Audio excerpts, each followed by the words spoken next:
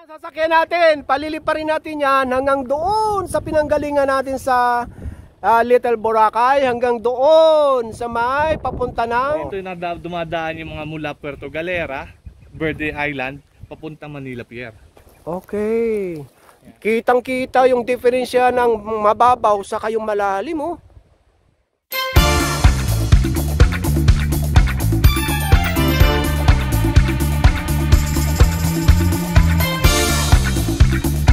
Magandang hapon sa inyong lahat at magandang hapon sa iyo, sweetie. Good afternoon, Dada, at good afternoon po sa inyong lahat. Mukhang pagod na yung dila mo. Medyo na ano lang ako sa bansa. Oo, sa bansa. Galing tayo ng Little Boracay. At magmula sa Little Boracay ay ano lang, 18 minutes lang. Magmula doon hanggang dito sa Cafe Santiago Lighthouse. At dito pa rin siyempre sa bayan ng Calatagan, Batangas. At sabi nga namin noong unang video dyan sa may Little Boracay ay hindi kompleto yung gala natin dito sa Calatagan kung hindi natin mararating yung dulo. Barangay Tanagan. Maganda ang daan dito mga kabayan. Oo. Kaya yun lang. Mangga. Mangga, ang daming mangga dito. Ngayon, titignan naman natin yung daan papaakyat doon sa Cafe Santiago. At ito nga palang Cafe Santiago, 'di ba? Pamilyar ka naman sa Lighthouse City, mga kabayan, 'di ba? Ang lighthouse dito sa Cafe Santiago ay isa dito sa mga unang tinayo ng mga Spaniard simula noong 1846 hanggang 1896. Wow! Luma-luma na pala to. Kaya ilalagay ko yung buong detalye sa description, pakibasa na lang. At alam mo naman ang lighthouse, siyempre yung unang panahon, yung mga biyahirong dagat, pag alis, siyempre alam nila ang babalikan pag nakita na nila yung ilaw sa lighthouse. Yun! Ngayon nga pala ay March 25, 2022 at ang oras 11:30. 1:30 po ng hapon. Talagang hilo ka pa sa balsa. Habang papunta nga pala tayo, kwentuhan tayo. Kasi itong Lago de Oro, itong Little Boracay, ay magmula sa Metro Manila ay nasa kulang-kulang 4 na oras. Depende sa takbo. Kung wala ka namang ibang pupuntahan, takbo. Ang ganda ng mga puno dito. nasa 3 hours lang. Sandali, pansin mo yung puno, ang ganda na, diba? Katulad dun sa bago tayo pumasok ng ng Little Boracay. Yun nga. At maganda ang daan magmula doon sa Tagaytay, ng Subo, sa Tuwi, Lian, Balayan, at hanggang dito nga. Titignan natin itong daan papunta doon sa may lighthouse. Maganda kasi kitang-kita yung ano ito? Kasube. Kasube? Oh. Uy. Ganda, bago pa lang. Bago siya. Ito. Ano to? Basa? Wala. O, hindi sa kaliwa. Kung wala kang mabasa dyan. Sa kanila pa rin. Kanila pa rin? Oo. Mga yayamanin yung mga nakakabili ng lupa dito? Dagat.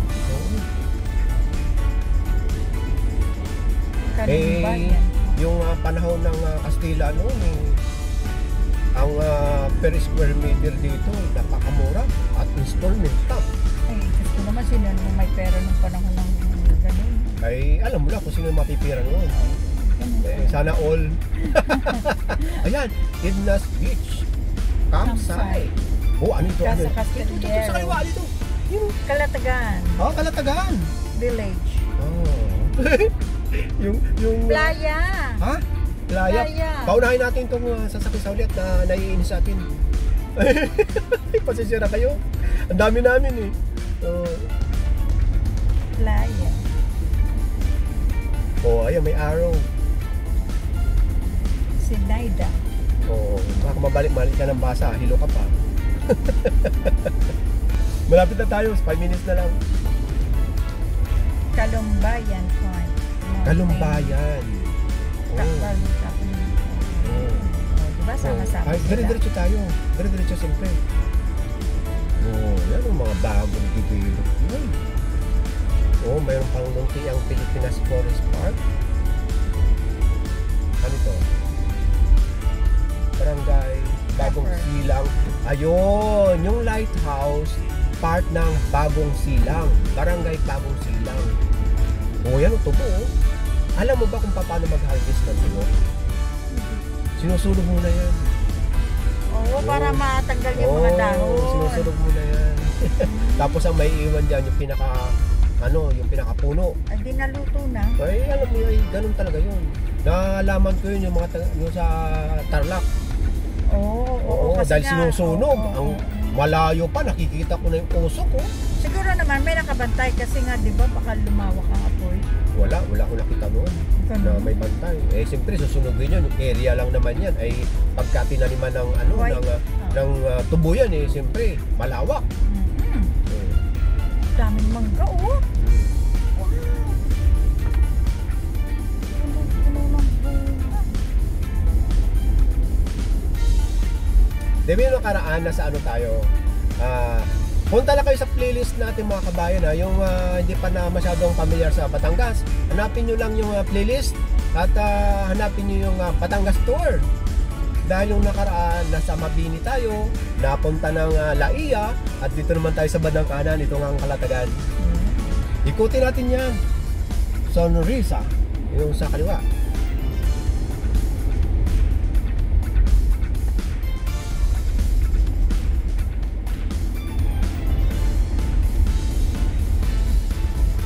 Comment lang kayong mga kabayan na yung mga tiga rito o nakapunta sa mga beaches dito, bukod doon sa Lago de Oro, dahil yung Lago de Oro ay sa akin ay maganda, malawak. Oo, maganda, tsaka malinaw ang tubig. Oo, para sa mga bago natin kasama sa galaan o yung mga kasama natin sa galaan, para malaman kung saan sila pupunta. Comment lang po kayo ha, at ipipint ko sa comment section. Ay ng dagat oh.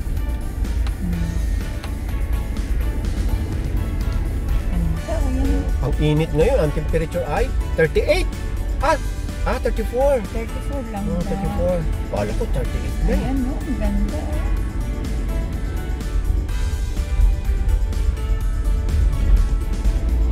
Ito, yayamanin itong bakod na ito. Taas. Kabilaan, no? Manggahan. Ha? Mangga. Casa Victorina. Oo, parang maganda ang kasa naman, ha? Nakita ba sa loob, malaki? Parang hacienda. Hacienda nga pala. Parang hacienda. Wala ka ba nakikita ang tower? Ano na lang eh, 1 minute na lang eh. Baka nasa baba. Ha?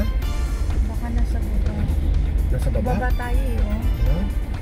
Baka ligaw na tayo. Basa-basa ka, baka tayo lumampas. Ang ganda ng kalsada at ang daming mangga. Kaya nga. Ito na yata. Ito na da. Cafe Santiago Lighthouse. Hindi, kape. Kape? Oo, Cafe Oo. Santiago Lighthouse. Ay, nako. Kala ko kafe. Kape. Oo. Ito pala yun. Lawak ng daan, oh. Oo. Ay, ito may card. Oo. Oo, binabantayan yung mangga. Hindi ko pa nakikita yung yung tower. Hello? Malapit ka kay navigator eh. Parang ito ang pinakamagandang dagat, no? Ha? Malinaw. Malinaw, oo. Hindi naman, marami pa tayo hindi na doon sa may part ng Pagudpud. Doon talaga malinaw, White Beach talaga doon, hanggang Bugay. Pagod talaga. Oo, pagod talaga. Ay, ayan yung dagat, oh. Ito na yata. Bakit parang sa... Uy, may helicopter! Ay, oo nga. Ala, may helicopter. Coast Guard! Ayan ang paliliparin natin yung helicopter. Ay, oo na. Oo, yan na. Huwag na yung helicopter natin. Hiramin natin. Tanungin natin kung bakit may helicopter dyan. Ba't walang tao? Display. Bukas na lang. At diretso na tayo at bukas. Display. Hi, good morning. Good morning. Good afternoon. Good afternoon. Hi, Sir Deo. Magandang hapon. Si Sir Deo ay talagang nilagay dito as a tour guide. Tourism. At buong puso ako nagpapasalamat sa inyo dahil hindi na ako magpapaliwanag. Kayo na magpapaliwanag sa ating mga kababayan. Unang tanong, kailan ba ito ginawa yung Cafe Lighthouse? 1887 po nung umpisang itayo nung panahon ng Espanyol. Yeah. Then 1890 po nung natapos siya. 3 years po siyang ginawa. Okay. Ano yung nakikita kong isla na yan? Ayan na po yung lubang. Sa Lubang? likod po niyan yung Ambil. Di ba yung lubang, yan ba yung Mindoro? Yes po. Oh. Occidental Mindoro na po yan. Occidental. Ito naman kabilang ito, Yan nakikita na ko. po yung Golo Island. Golo. Golo Island. Oh. Parte pa rin ho ng Occidental Mindoro. Tapos tingnan lang niya natin dito. May nakikita pa ko maraming island. Bago natin pasukin itong lighthouse. Ito namang mga island na itong bundok na nakikita natin. Yan po yung sa Mamburao. Mam- Occidental Mindoro. Ang laki pala ng isla ng Mindoro, ano? Yes po. Oo. Di tama ba ako papunta ng Mabini na ito hanggang dugtong na ito ng Lubo? Yes po, ito nga po yun. Ah, Ito pong iniilawan ng lighthouse, ito yung tinatawag na Verde Passage. Verde Passage po, ito yung iniilawan ng lighthouse. oh. Dito na dumadaan yung mga mula Puerto Galera, Verde Island, papunta Manila Pier. Okay. Ang lighthouse po, ang dahilan kaya ginawa yung lighthouse is para sa mga sinauna mga manlalayag. Kasi yung navigation before is napakahirap para sa mga sinauna. Okay. Kasi hindi pa nun uso yung mga radar. Oo. Kaya ginawa siya para yung mga barko hindi talaga dumiretso dito sa parting lupa at hindi sila mabahura. Ay kasi nasabi ko kanina, noong unang panahon, yung mga biyahero noon ay siyempre wala pang mga kompas, di ba? Yes. Ito yung ginagamit nilang ilaw pag umalis at pabalik, itong tanda nila yung ilaw ng lighthouse. Tama ba Yes ako? po, yun po yung guiding light nila talaga. Okay. Yan pa ay gumagana pa. Yes po, functioning pa rin po siya. Yung elevator? May elevator ba yan o steps? Steps po siya, spiral staircase po siya na may 65 steps. Pwede natin pasukin yan? Hindi na po siya pinaakyatan. Hindi na? Opo. Sige, diretso tayo dito sa bandang lugar na ito, ha? Ano ba ito?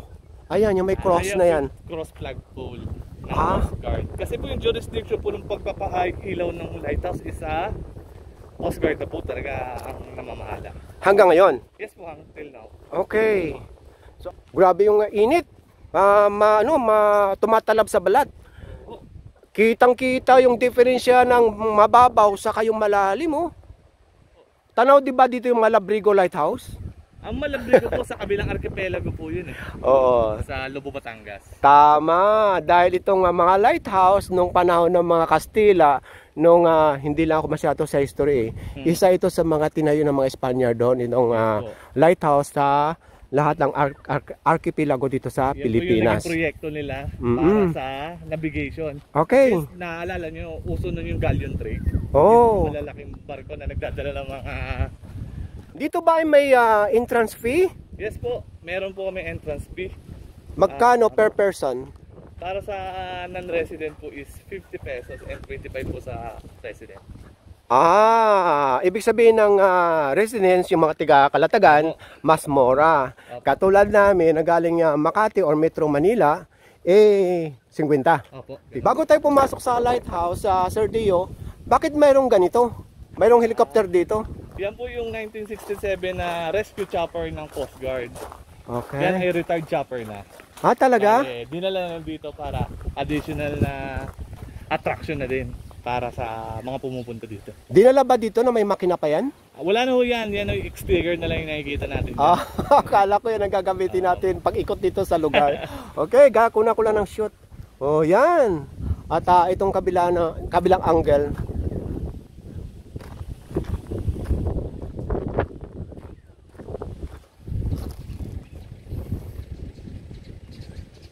Yan yung marker po. Sige, pasok na tayo sa loob. Ano na pala ito, no? Talagang sinasadya na ba ito na hindi i-restore para mapanatiling sa tingin ay talagang... Ongoing pa lang po yung restoration nito. Nauna pa nga lang ho yung mga pintura. Kung pansin nyo, bagong pintura po yan. Yan po yung marker na ginawad ng National Historical Commission of the Philippines bilang patunay na ang Cape Santiago is isa sa mga landmark na century old na, matagal na. Kadalasan natin ito nakikita sa mga simbahan na mga panahon pa ng Espanyol. Yan po yung storage room and yung kuryente. Talagang lumang-luma na nga. Ito po yung mga naging kwarto ng mga lightkeepers before. Kasi kasama nila ang pamilya nila nung nakatira sa dito, nung nagtatrabaho sila dito sa lighthouse. Yan, dito pa rin yung mga kwarto. Pare-pareho lang dito yung labas niya ng ibang katulad ng ibang kwarto. Sino ito yung mga bagets na ito? Yan po yung mga Coast Guard. Oh, shoutout sa inyong lahat. Yes. Ngayon ba, nag-i-exist pa sila? Yes po, nandito pa rin po sila. Though, kulang nga ako sa substation, kaya nandun muna silang lahat ngayon. Okay, so shoutout sa inyong lahat. Ito, mga bagets din ito. Aha. Oh. Andiyan din yung isang lightkeeper natin, si Sir Evangelista. Oh, yan ay mga local o mga foreigner yung iba? Halo na? O local lahat? Pinay po yan na. PCG, Philippine Coast Guard.